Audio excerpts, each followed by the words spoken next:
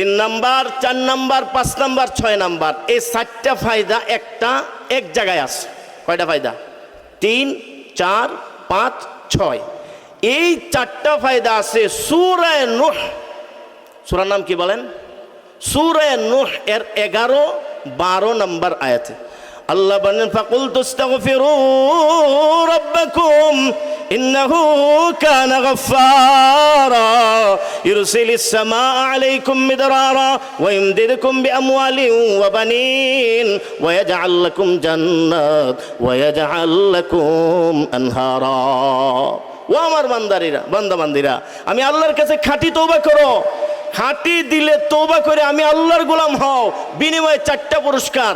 1 number পুরস্কার, ইরসিলিস সামা আলাইকুম মিদরারা, আকাশ থেকে মুষলধারে বৃষ্টি বর্ষণ কইরা তোমাদের তোমাদের ফসলাদিকে আমি আল্লাহ বরকত দিয়া, আমি আল্লাহ উন্নতি দিয়া তোমাদেরকে ধনী বানাইতে থাকবো।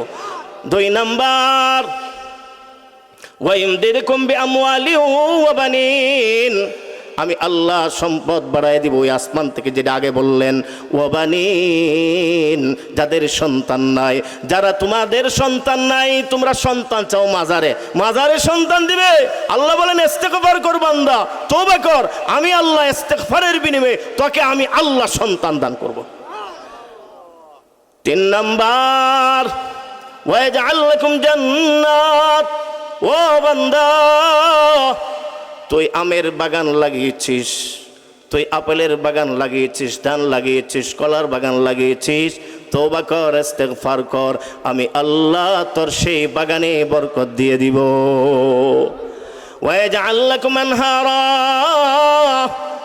ও বান্দা বান্দি, তওবা কর, ইস্তেগফার কর, আমি আল্লাহ সেই বাগান করার জন্য যত পানির প্রয়োজন, যত পানির দরকার, ভূগর্ভ থেকে পানির ব্যবস্থা করে দিব, নদী থেকে পানির ব্যবস্থা করে দিব।